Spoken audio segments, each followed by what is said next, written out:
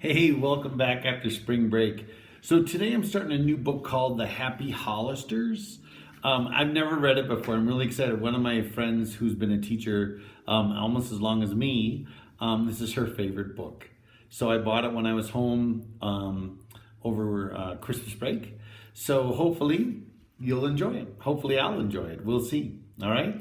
Happy Hollisters, Chapter 1, Moving Day. Happy Holly Hollister sat on the front steps of her home, looking down the street.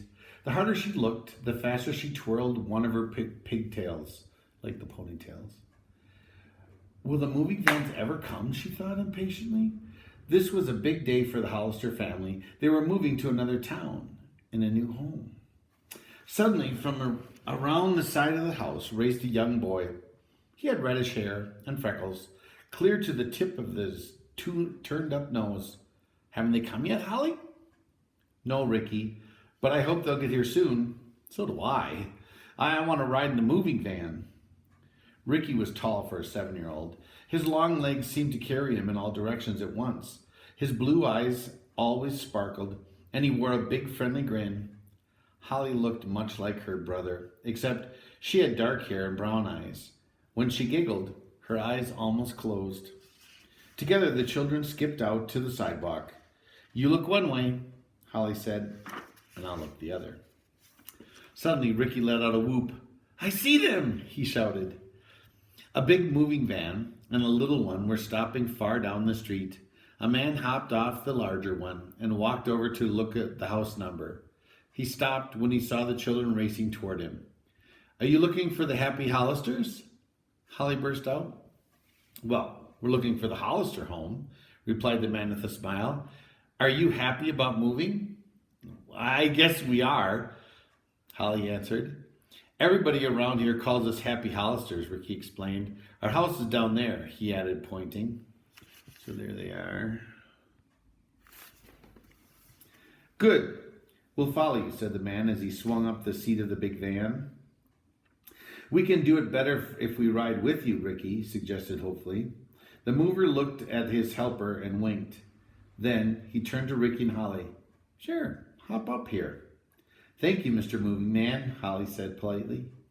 You can just call me George, he laughed. Ricky helped Holly up the big steps to the front seat and jumped up himself. The motor rumbled and the van started down the street, with the smaller one trailing behind. Soon they were in front of the Hollister home. May I blow your horn? Ricky asked. When George said he might, the little boy honked twice. As he did, another boy and a girl ran out of the front door. The boy was a husky lad of 12, with sparkling blue eyes and blonde crew-cut hair. The girl had fluffy golden hair and brown eyes. She was 10 years old and very lively. More Happy Hollisters? George asked. Ricky nodded. That's our brother and our sister, Pete and Pam. We have a little sister too, Holly told him. Her name's Sue. She's 4 and always getting into trouble. 5 Happy Hollisters, grinned George. 7, Holly corrected him. Our mother and father are happy too. By the time the 2 vans had backed up to the curb and the men opened the big doors in the rear, I want to help you, Ricky said. That's a good idea, George replied. Suppose you children carry your toys to the sidewalk. I see they're on the porch. We'll put them in the second van with all the smaller stuff.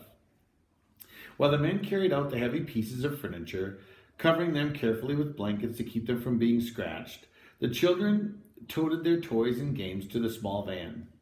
Pam and Pete wheeled out their bicycles. Ricky rode Sue's tricycle to the street and lifted it in. Pete helped Pam carry out her lovely little maple desk. She was very proud of it, and also a set of dolls from various countries. They were packed in cotton and tissue so they could not break. Pam had been collecting the dolls since she was 5 years old. I'll carry your toy piano, Holly, Ricky offered, just the way the men do. He had been watching the movers carry out heavy dressers with their backs holding them on their straps. Borrowing one of the long straps, Ricky hurried to the porch and fastened the toy piano onto his back. As he started down the porch steps, his load shifted and teetered. Just in time, Pete grabbed it. But Ricky was not out of trouble yet. The next instant, he tripped on one of the ends of the straps and he lost his balance. Crash! Ricky and the toy piano hit the ground with a loud jangling noise. "Oh, Ricky!" Holly cried in distress. "I'm sorry," said her brother, trying to get up. "Did I break it?" He grabbed his nose. "I guess I broke it." "Oh, goodness, I hope not," said Holly. By this time, Pete and Pam had run up. Ricky's nose was starting to bleed. "You'd better go in to Mother," Pam advised, pulling out her handkerchief for him. "I'll go with you." Pete had already unstrapped the toy piano, which had some paint scratched off, but otherwise, he didn't seem that damaged. Mrs. Hollister, who was making sandwiches in the kitchen, looked at Ricky in alarm. But after she held a cloth of cold water on his nose for a few minutes, the bleeding stopped. "I guess moving men have to get hurt sometimes," Ricky said, thanking his pretty blonde-haired mother. Then he ran back to his job. A few minutes later, a station wagon pulled up the driveway, and a tall, athletic-looking man stepped out. He had brown eyes, which crinkled at the corners when he smiled, and he had brown, wavy hair. "Daddy!" cried Holly, running over. "We're almost moved. When do we start?" "As soon as Mother's ready," he replied with a smile. In a short time, the Hollister home was empty.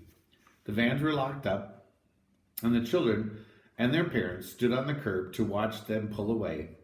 Just then, they began to feel a little sad about leaving their old place, where they had been for so many good times. "Why, where's Sue?" Mrs. Hollister asked suddenly, not seeing the little girl. Sue was nowhere in sight. "I saw Sue playing with Zip," Ricky said. Zip was the Hollister's faithful collie dog, and very much a member of the family. The children began calling their little sister and whistling for the dog. "Listen," Mrs. Hollister commanded, hearing a muffled bark. It seemed to come from the small van. "Open it," Mr. Hollister ordered. George quickly flung open the door. Out jumped Zip, barking and wagging his tail, happy to be out of the wagon. Sue jumped down after him. "I was hiding in Ricky's wagon," said the dark-haired baby of the family, a twinkle in her eyes. "I want to ride in the van. Can't I, please?" "Not this time," Mrs. Hollister told her. "Well, I think you're all set now," Mr. Hollister told George.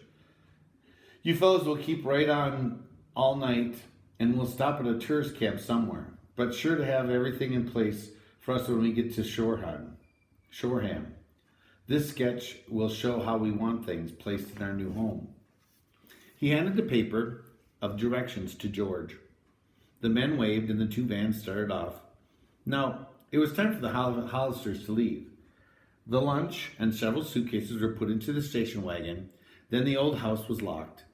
Quickly, the children scrambled to their places in the car. Sue sat in the front seat with her parents. The other children found their places in the back. Zip jumped in and curled up on the special cushion. Although Zip loved all the children, he loved that he belonged to Pam. 2 years before, she had found him hurt in the street. She had adopted the lonely dog and nursed him back to health.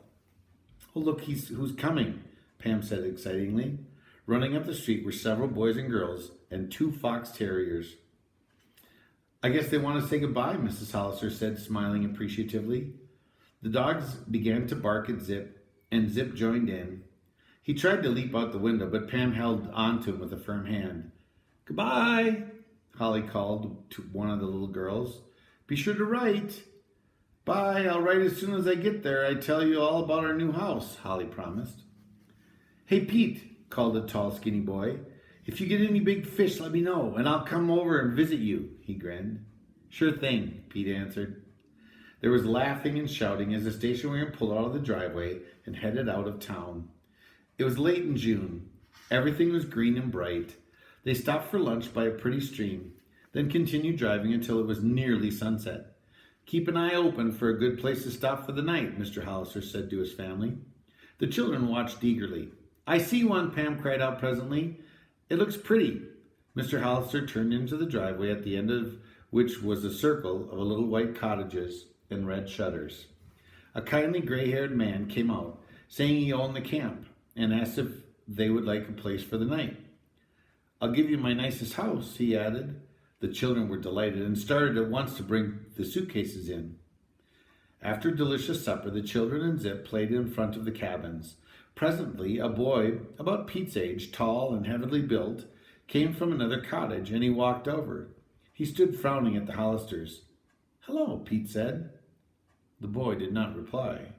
He stared at them a few seconds longer, then walked behind the cottages. Zip growled as he watched him go. "Not a very friendly boy," Pam remarked.